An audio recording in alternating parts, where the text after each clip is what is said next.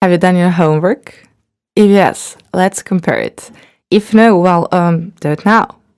Number 1. Ask Gary if he speaks Italian.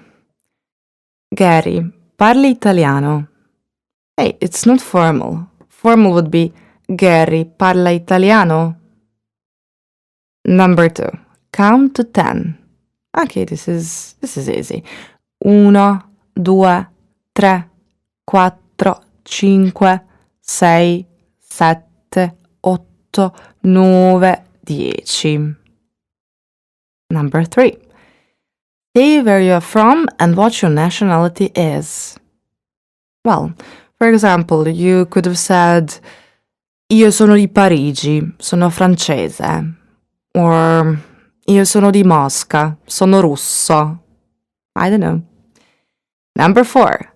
Say to Paolo that you're late, but you will see him tomorrow.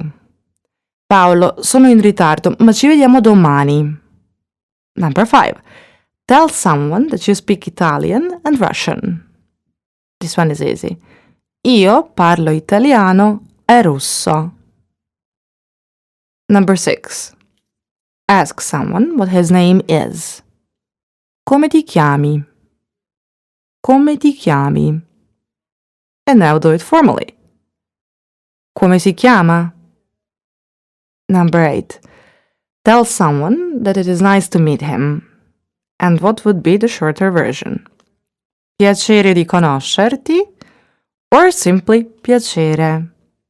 Or you could have said molto lieto di conoscerti, or molto lieto, or molto lieta if you're a woman.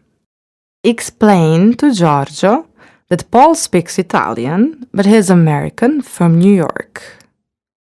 Giorgio, Paul parla italiano, ma lui è americano, è di New York.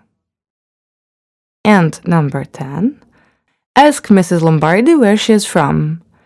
Signora Lombardi, di dove è lei?